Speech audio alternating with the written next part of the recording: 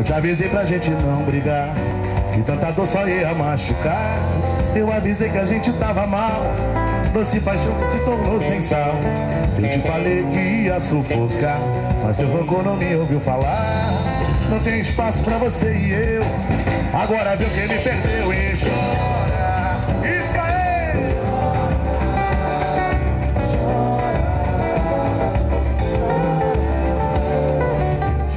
Você já conhecia o evento? Teve na primeira edição? Já tive na primeira edição, muito bom.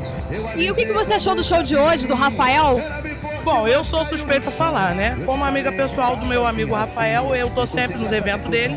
Uma música muito boa, uma pessoa que agita mesmo o público e ficou tudo muito lindo hoje. Que legal, veio prestigiar o amigo e ainda curtiu esse pôr do sol maravilhoso, música boa, comida boa.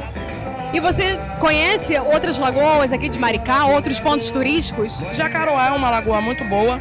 E São José também teve uma reforma linda do nosso prefeito Fabiano Horta, então eu acho que vale a pena todo mundo ir lá para conferir. Então você tem acompanhado as obras da prefeitura e acha que tá ficando bacana, tá ficando legal para a população? Sim, todo mundo tá gostando muito, né? Não tem repercussão errada. Que ótimo, obrigada pela sua participação. Thaís Belotti, MU News, no Pedacinho do Céu, no deck da Lagoa de Araçatiba, Maricá, Rio de Janeiro.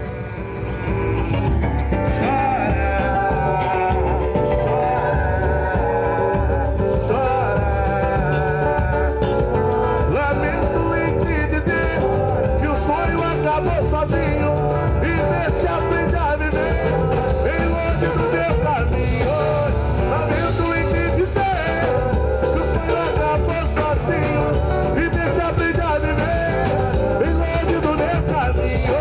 Lamento em te dizer que o sonho acabou sozinho e deixa aprender a viver bem longe do meu caminho. Aí não dá conta de chorar que já era.